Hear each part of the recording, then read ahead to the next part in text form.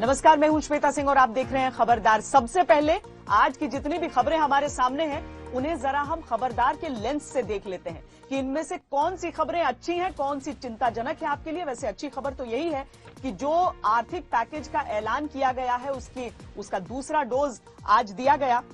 Corona virus ने भारत की अर्थव्यवस्था को बहुत नुकसान पहुंचाया है। ऐसे में आत्मनिर्भर भारत अभियान और 20 लाख करोड़ रुपए का आर्थिक पैकेज एक वैक्सीन की तरह है।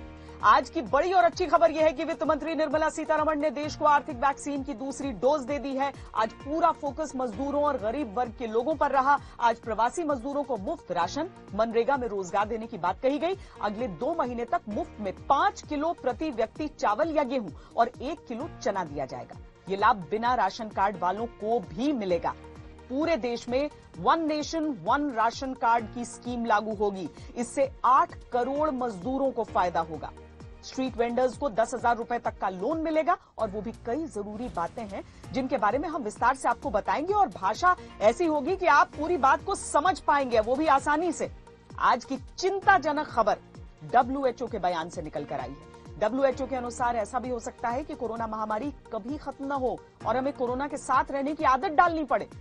इस बयान का विश्लेषण करेंगे और आपको उस सर्वे के बारे में भी बताएंगे जिसमें भारत के 92% माता पिता ने यह कहा कि लॉकडाउन खुलने पर भी वो अपने बच्चों को स्कूल नहीं भेजेंगे। इस बीच भारत में कोरोना के मामले 78,000 के पार चले गए हैं।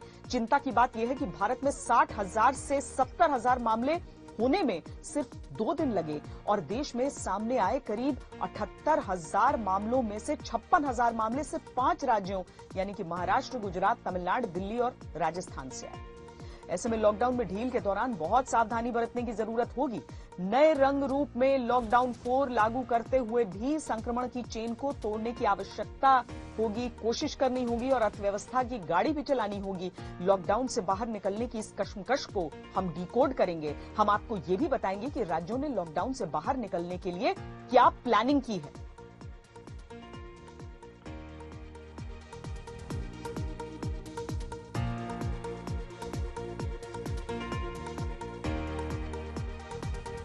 लेकिन आर्थिक पैकेज के दूसरे चरण का जो ऐलान आज किया गया उसे भी बहुत अच्छे से समझ लेने की आवश्यकता है कि किन किन को इससे फायदा होगा, किन किन को दिया क्या क्या गया है।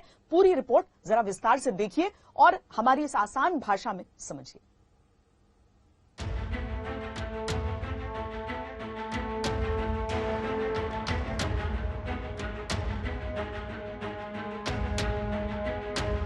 कोरोना का संकट बड़ा है तो उससे निपटने के उपाय भी बड़े हो रहे हैं। आत्मनिर्भर भारत के लिए 20 लाख करोड़ का जो वायदा प्रधानमंत्री नरेंद्र मोदी ने किया है, उसके तहत आर्थिक वैक्सीन की दूसरी डोज मजदूरों, छोटे किसानों, रेहड़ी वालों और आम आदमियों के लिए दी गई। Which are getting announced as a part of the second tranche that we are announcing today, focuses on migrant workers, street vendors, small traders, self-employed people, small farmers. And when I say small farmers, there are a few items we say. So in all about 9 steps that I will be announcing today. गांव हो, गरीब हो, पीड़ित हो, वंचित हो, ये सरकार उनके लिए है। हमें गरीब से गरीब आदमी की मदद करनी है। वित्त मंत्री निर्मला सीतारमण ने गुरुवार को 9 पॉइंट वाला एजेंडा सामने रखा, जिसमें से जो बड़ी बात निकली उनमें शामिल है एक देश एक राशन कार्ड की योजना। So if there is a ration card holder, today he is in Bihar or Karnataka, tomorrow he moves to Rajasthan, he can take his food ration from any ration shop in that state.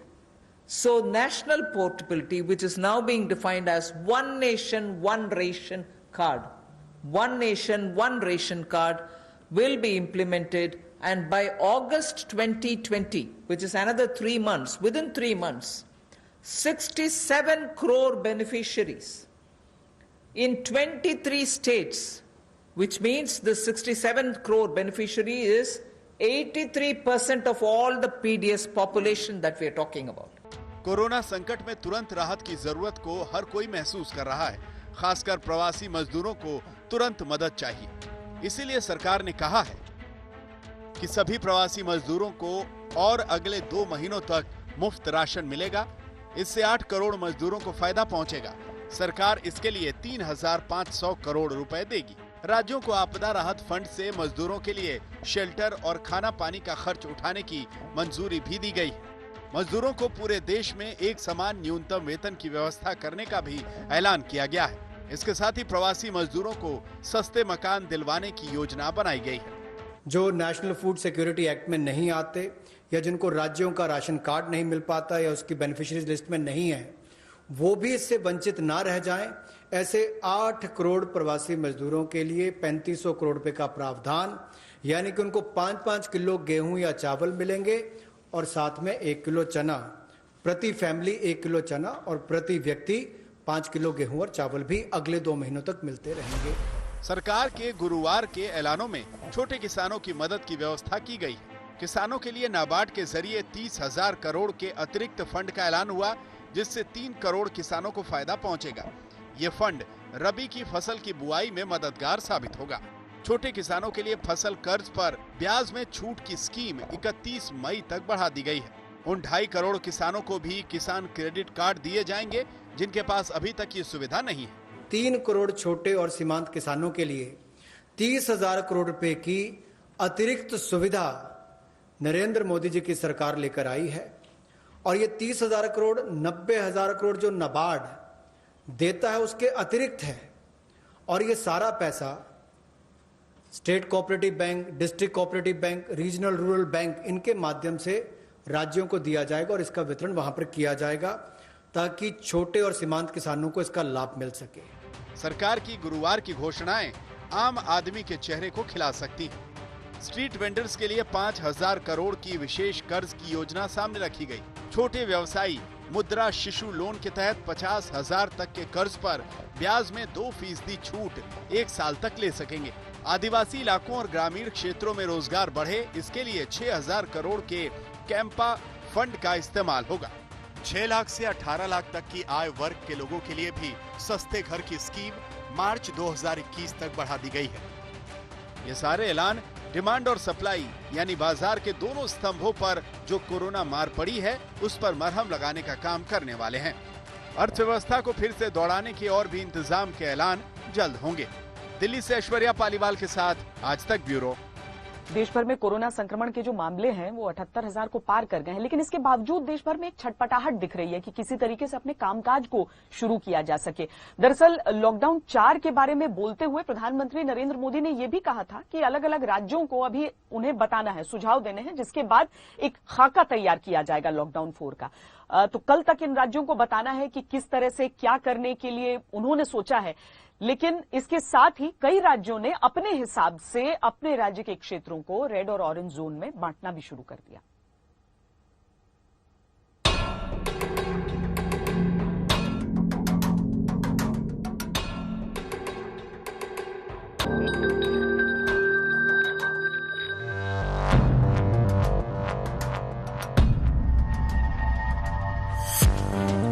Corona से बचें भी और जिंदगी के कारोबार भी चलें, इस सोच के साथ लॉकडाउन 4 की प्लानिंग हो रही है। नए रंग ढंग वाले लॉकडाउन पर राज्यों को 15 मई तक अपने फीडबैक केंद्र को भेजने हैं। ऐसे में राज्य क्या चाहते हैं, इसकी झलक मिलने लगी है। दिल्ली सरकार ने तो जनता से लॉकडाउन पर राय मांग ली है। मोटे मोटे तौर पे 5 लाख से ज्यादा सुझाव हमारे पास आए हैं। दिल्ली में कितनी ढिलाई दी जाए, हम अपने प्रस्ताव बना के केंद्र सरकार को भेजेंगे। केंद्र सरकार फिर पूरे देश के बारे में निर्णय लेगी कि किस राज्य के अंदर केंद्र सरकार कितनी ढिलाई देने का निर्णय लेती है। कोरोना से सबसे ज्यादा प्रभावित महाराष्ट्र में लॉकडाउन 31 मई तक रखा जा सकता है। कंटेनमेंट जोन छोड़कर बाकी जगहों पर निजी दफ्तरों को कम कर्मचारियों के साथ खोलने की संभावना तलाशी जा रही है। ऑरेंज और ग्रीन जोन में आवश्यक वस्तुओं के साथ साथ दूसरी दुकानों को खोलने पर विचार हो रहा है। 17 मई के बाद महाराष्ट्र सरकार लोगों को कुछ रियायतें देने के बारे में सोच रही है। आज मुख्यमंत्री उद्धव ठाकरे द्वारा की गई एक मीटिंग में प्रस्ताव रखा गया कि क्या महाराष्ट्र में कुछ रियायतें आगे चलकर और दी जा सकती। तो सबसे पहली रियायत के बारे में सरकार सोच रही है कि प्राइवेट ऑफिसेस यानी निजी ऑफिसेस को क्या खोला जा सकता है, लेकिन अगर खोला जाता है तो भी कम वर्कफोर्स के साथ और कुछ रिस्ट्रिक्शंस के साथ इन ऑफिसेस को खोलने की परमिशन शायद दी जा सकती है। नॉन कंटामिनेटेड जोन्स मुंबई जैसे इलाकों में, पुणे जैसे इलाकों में जहां पर संक्रमण सबसे ज्यादा है, ऐसे इलाकों में भी सिर्फ कंटामिनेटेड जोन छोड़कर बाकी जगह पर यह रियायत दी जा सकती है। उत्तर प्रदेश में कंटेनमेंट जोन को छोड़कर पूरे राज्य में सभी कारखानों को खोलने की इजाजत मिल सकती है। साथ ही निर्माण के काम को मंजूरी दी जा सकती है। बाजार और दुकानें खुल सकती हैं, सैलून, ब्यूटी पार्लर खुल सकते हैं, यहाँ तक कि रेस्टोरेंट भी खोले जा सकते हैं। लेकिन सिनेमा हॉल, ऑडिटोरियम, विवाह स्थल पर पाबंदी जारी रखने की संभावना है। लॉकडाउन 4 में सचमुच बदला बदला सा दिखेगा। सरकारी सूत्रों की माने तो बहुत कुछ खोलने की तैयारी चल रही है। मॉल, मल्टीप्लेक्स, शिक्षण संस्थान, स्कूल, कॉलेज, शादी विवाह के स्थल, अगर इन सबों को छोड़ दिया जाए तो जो खुलने वाली चीजें हैं उसमें बाजार खुल सकते हैं, साथ साथ कंस्ट्रक्शन के तमाम काम होंगे। इसके अलावा कल कारखाने खोले जा सकते हैं। सिर्फ और सिर्फ कंटेनमेंट एरियाज और हॉटस्पॉट सील होंगे। यानी लॉकडाउन 4 को एक बड़े तरीके से खोलने की तैयारी दिखाई दे रही है। तेलंगाना ने पहले ही 29 मई तक लॉकडाउन बढ़ा दिया है। हैदराबाद और वारंगल शहर समेत 6 रेड जोन वाले इलाकों में कोई छूट न मिलने की संभावना है। ऑरेंज और ग्रीन जोन में पाबंदियों के साथ दुकानें खोलने की छूट दी जा सकती है। राजस्थान सरकार ने तो सार्वजनिक परिवहन, सैलून, शॉपिंग मॉल और सिनेमा हॉल को छोड़कर कंटेनमेंट एरिया से बाहर सब कुछ खोल दिया है। रेस्टोरेंट और भोजनालय जितने भी है वहाँ लोग टेक अवे की फैसिलिटी शुरू करने की बात की है, होम डिलीवरी की बात भी की है। वहाँ जाके खाना ला सकते हो और वो आपके घर पे खाना भेज सकते हैं। इसी तरह मिठाई की दुकान पे भी यही टेक अवे और होम डिलीवरी की सुविधा शुरू की गई है। उसके अलावा ग्रामीण क्षेत्रों में जो सड़कों पे ढाबे होते हैं, क्योंकि कई लोगों को परेशानी होती है, तो उन ढाबों को शुरू करने की परमिशन दी गई है। हार्डवेयर की दुकान है, जो प्लम्बर की दुकान है, कारपेंटरी की दुकान है, पेंट वाले की दुकान है, जो रोजमर्रा लोगों के काम आते हैं चीज, निर्माण सामग्री जहाँ मिलती है, उनको अनुमति किया गया है। कर्नाटक सरकार चाहती है कि कोरोना के रेड, ऑरेंज और ग्रीन जोन हटे, सिर्फ कंटेनमेंट जोन हो। सरकार रेस्टोरेंट, जिम, गोल्फ कोर्स जैसी चीजों को शुरू करने की तैयारी में है। आज तक ब्यूरो। एक तरफ आर्थिक पैकेज का ऐलान किया जा रहा है, दूसरी तरफ लोगों के मन में यह सवाल उठ रहा है कि कोरोना का यह संक्रमण कब तक रहेगा। अब WHO ने एक अहम बात कही है इसमें, जो आपके लिए जान लेना बहुत जरूरी है और उसे समझ लेना भी हम सबके लिए बहुत जरूरी है, क्योंकि WHO की तरफ से यह कहा गया है कि मुमकिन है कि ये जो कोरोना वायरस है वो हमारे बीच एक लंबे समय तक रहे। ये सवाल पूरी दुनिया के सामने है कि कोरोना के साथ क्या जीने की आदत डालनी होगी, और ये सवाल पूरी दुनिया में हर किसी के दिमाग में है। इस सवाल के जवाब में WHO ने जो कहा है वो ये कहा है कि वैक्सीन आने के बाद भी जरूरी नहीं कि कोरोना वायरस खत्म हो जाए, ये बीमारी लंबे समय तक बनी रह सकती है। ऐसा भी हो सकता है कि वायरस HIV की तरह कभी न खत्म होने वाली बीमारी बन जाए। इसीलिए दुनिया को कोरोना के साथ जीना सीखना ही होगा। इसके साथ ही WHO ने यह भी कहा कि संक्रमण के नए मामले सामने आ रहे हैं। अगर लॉकडाउन हटाया गया तो बीमारी हो सकता है नए सिरे से फैले। इस बात की भी आशंका है कि दोबारा लॉकडाउन लगाना पड़े। जब नए मामलों की दर एकदम नीचे आ जाए और संक्रमित लोगों के ठीक होने की दर बढ़ जाए, तभी लॉकडाउन हटे। This virus may become just another endemic virus in our communities, and this virus may never go away. HIV has not gone away, but we've come to terms with the virus, and we have found the therapies and we've found the prevention methods. If you reopen in the presence of a high degree of virus transmission, then that transmission may accelerate. If that virus transmission accelerates and you don't have the systems to detect it, it will be days or weeks before you know something's gone wrong. And by the time that happens, you're back into a situation where your only response is another lockdown. And I think this is what we all fear, is a vicious cycle of public health disaster followed by economic disaster, followed by public health disaster, followed by economic disaster. And I think जब lockdown को लगाने का सबसे पहले फैसला किया गया था, जब चीन ने सोचा कि वुहान जहां से केंद्र था जो कोरोना वायरस का, वहां पर लॉकडाउन लगाया जाए, तब सबके लिए बहुत ये असमंजस की स्थिति, सबको लग रहा था कि किस तरीके से ये हो सकता है। बाद में भी देखिए कि जब चीन के बाद अमेरिका को ये कहा गया तो अमेरिका ने तो इसे मानवाधिकार पर सवाल समझ लिया था। भारत में इतने लंबे समय से लॉकडाउन लगा हुआ तो है, आने वाले दिनों में क्या हम वाकई इस स्थिति में है इस संक्रमण के बढ़ते आंकड़ों को देखते हुए कि ढील दी जा सके?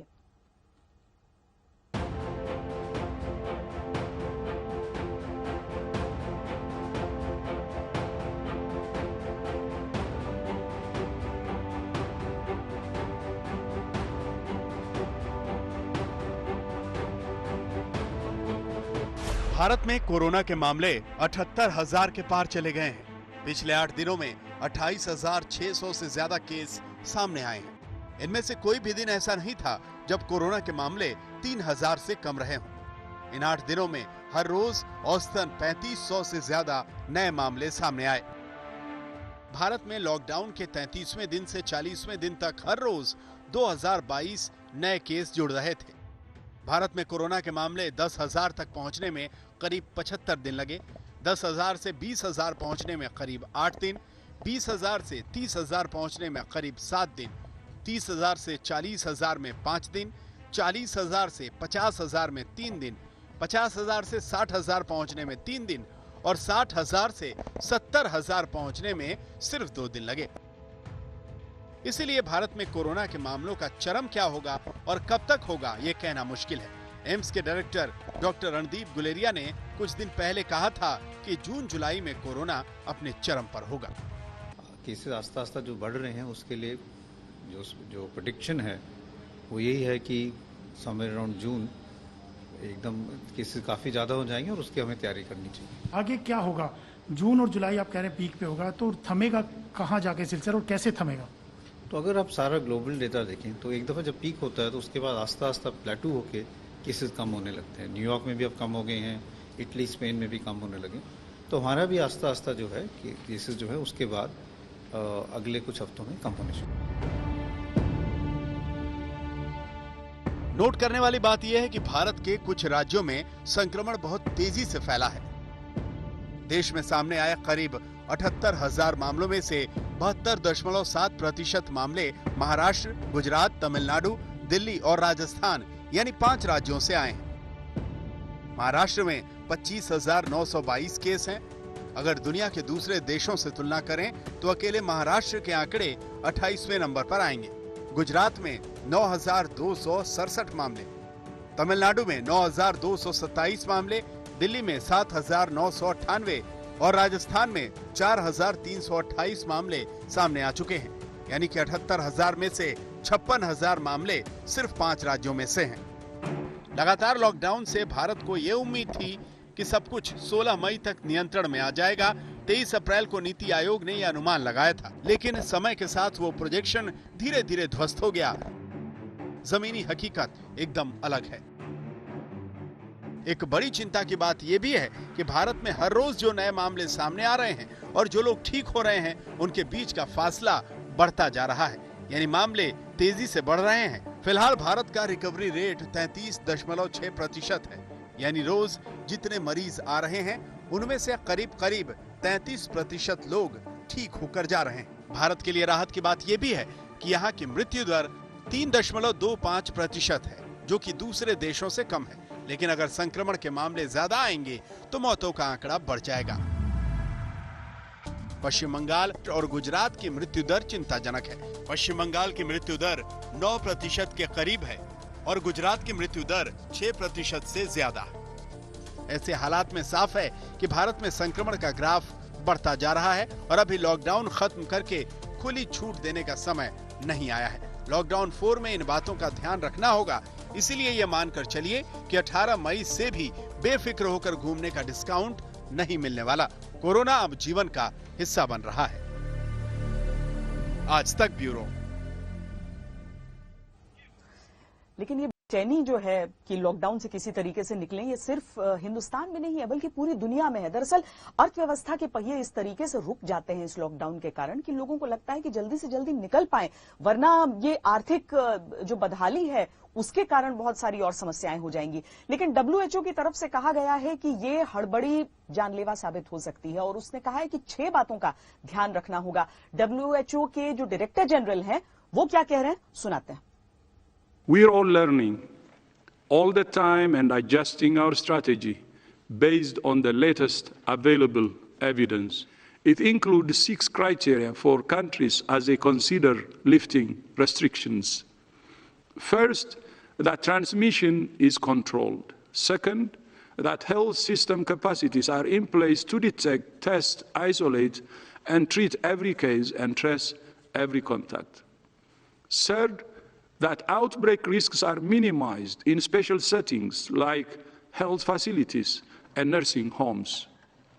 Fourth, that preventive measures are in place in workplaces, schools, and other places where it's essential for people to go. Fifth, that importation risks can be managed. And sixth, that communities are fully educated, engaged, and empowered to adjust to the new norm. जिंदगी सामान्य कब होगी, कैसे होगी, इसमें बहुत अलग अलग चीजें हैं। एक तो यह है कि अर्थव्यवस्था पटरी पर आए। दूसरी, देखिए लॉकडाउन के साथ ही भारत में कहा गया कि सभी स्कूल कॉलेजों को बंद कर दिया जाए। अब स्कूलों को लेकर कैसी परिस्थिति हो सकती है? अभी तो हालांकि अधिकतर स्कूलों ने यह सोचा है कि वो गर्मी की छुट्टियों के बाद अपने स्कूलों को खोलेंगे, लेकिन स्कूलों को लेकर क्या स्थिति होती है? WHO ने स्कूल खोलने से पहले 3 बातों का ध्यान रखने को कहा है। पहली बात यह कि बच्चों को यह पता होना चाहिए कि कोरोना वायरस कितना खतरनाक है। दूसरी बात यह कि जिस इलाके में स्कूल मौजूद हैं वहां के वायरस लेवल की पूरी स्टडी होनी चाहिए। तीसरी बात यह कि स्कूल कोरोना वायरस से बचाव करने में सक्षम होना चाहिए। ये बड़ी साधारण सी बातें हैं, लेकिन दुनिया में बहुत सारे क्षेत्रों में इनका भी पालन नहीं हो रहा है। इस बीच तमाम माता पिता के मन में कोरोना का डर बैठा हुआ है। अधिकतर जो माता पिता हैं वो ये मानते हैं कि अगर स्कूल खुल भी गए तो भी वो अपने बच्चे को स्कूल नहीं भेजेंगे। भारत में हुए एक सर्वे में 92% माता पिता ने ये कहा है कि अगर लॉकडाउन खुल भी गया तो भी वो अपने बच्चे को स्कूल नहीं भेजेंगे। 56% माता पिता ने ये कहा है कि वो स्कूल खुलने के बाद कम से कम 1 महीने तक स्कूलों की मॉनिटरिंग करेंगे। 21% माता पिता ऐसे हैं जो अपने बच्चों को अगले 6 महीने तक स्कूल नहीं भेजना चाहते और 15% माता पिता ऐसे हैं जो घर में बच्चों को पढ़ाना चाहते हैं।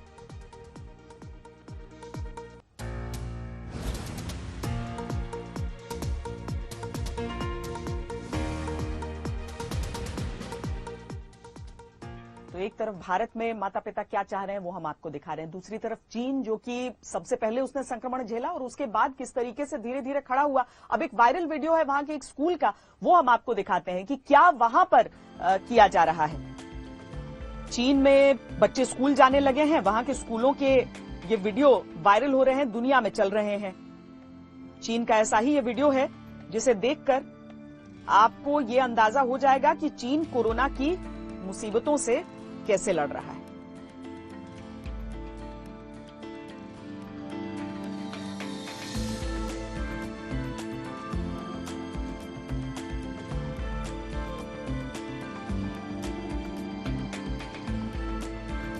तो रोबोटिक जांच हो रही है। देखिए किस तरीके से रोबोटिक जांच की जा रही है बच्चों की, किस तरह से स्वच्छता का पूरा ख्याल रखा जा रहा है।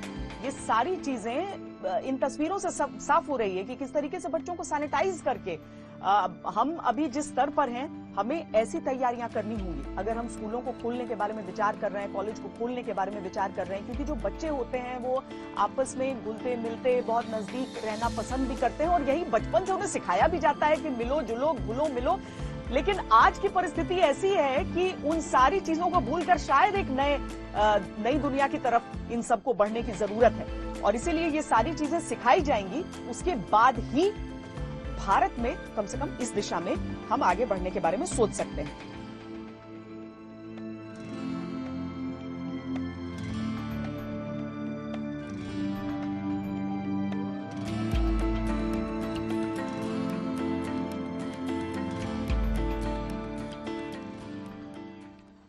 सारी चीजों को सुनकर देखकर आपके मन में ये सवाल जरूर उठ रहा होगा कि कोरोना का जो ये प्रकोप है वो कब तक रहने वाला है, कब तक हम सोचें क्या मैसेज। WHO की भी बात हमने आपको बताई है, लेकिन चूंकि रिसर्च लगातार चल रही है, संभावनाएं अलग अलग हैं। हम आपको उन 3 संभावनाओं के बारे में बताते हैं। वो 3 आसार क्या है, कोरोना कब तक रहेगा, कब तक हमें इस तरीके से जीना है।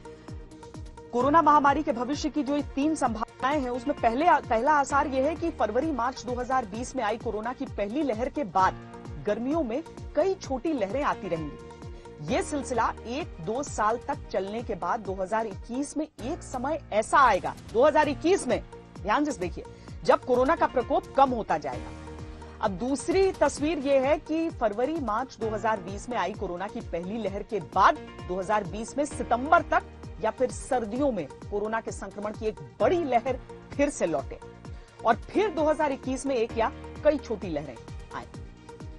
तीसरी गुंजाइश यह है कि फरवरी मार्च 2020 में आई कोरोना की पहली लहर के बाद संक्रमण के मामले सामने आते रहेंगे और फिर कोरोना का असर धीरे धीरे खत्म होगा। कोरोना के संक्रमण की दूसरी बड़ी लहर नहीं जाएगी।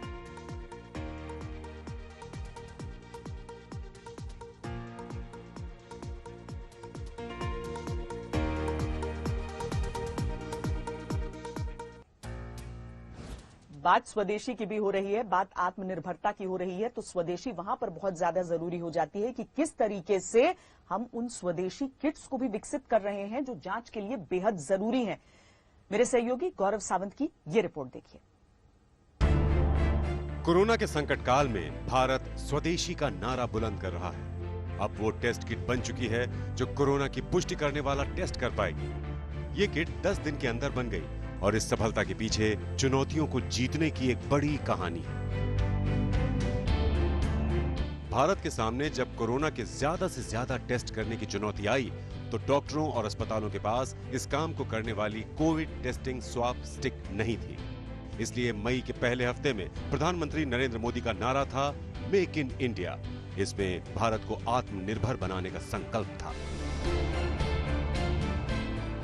स्वास्थ्य मंत्रालय ने वस्त्र मंत्रालय से संपर्क किया और जॉनसन एंड जॉनसन से मदद ली गई। Johnson and Johnson cotton earbuds बनाती है, लेकिन स्वाब स्टिक्स का आकार लंबा होता है और इसमें मेडिकल ग्रेड के मटेरियल का इस्तेमाल होता है।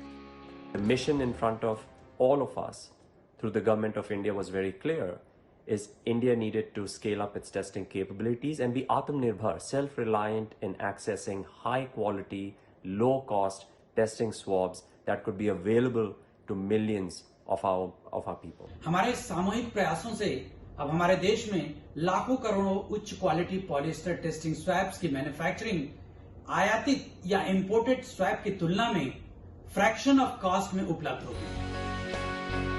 लेकिन कॉटन की स्वाब स्टिक्स ऐसा मटेरियल नहीं है जिसमें गले और नाक से लिए गए सैंपल को टेस्टिंग के लिए इकट्ठा किया जाए और स्टोर किया जाए।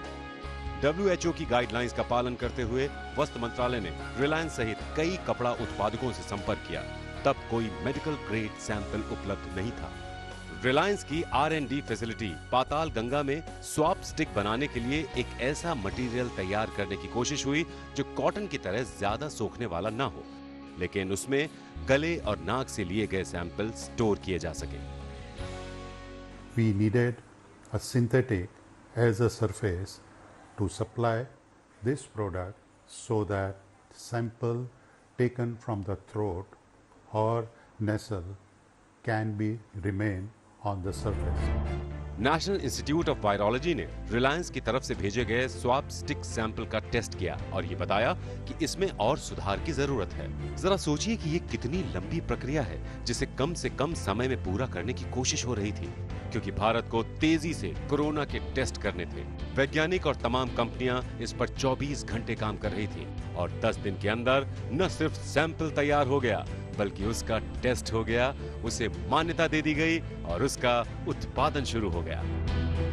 भारत में कुछ जो मैन्युफैक्चरर थे जो कान के बनाते थे बड्स, उन्होंने गवर्नमेंट ने भी उनसे बात की, हेल्थ मिनिस्ट्री, टेक्सटाइल मिनिस्ट्री, तो उन्होंने ये अभियान शुरू किया कि हम ये स्वाब स्टिक बनाएंगे और जो मटेरियल इसके लिए चाहिए वो भी यहाँ मैन्युफैक्चर होना शुरू हो गया, जिससे ये था कि जो हमारी एक इच्छा थी और ज़रूरत भी थी कि हम ज़्यादा से ज़्यादा टेस्ट करें, वो अब किसी तरह की हमें दिक्कत नहीं है।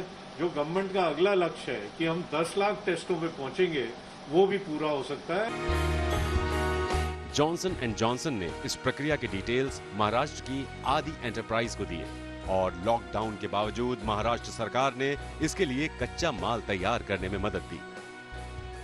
अब सरकार ने 10 लाख स्वैप स्टिक्स के उत्पादन का शुरुआती ऑर्डर दे दिया है। चीन से स्वैप स्टिक्स नहीं मिल पा रही थी और इसकी वजह से कोविड-19 टेस्टिंग में गिरावट आ रही थी।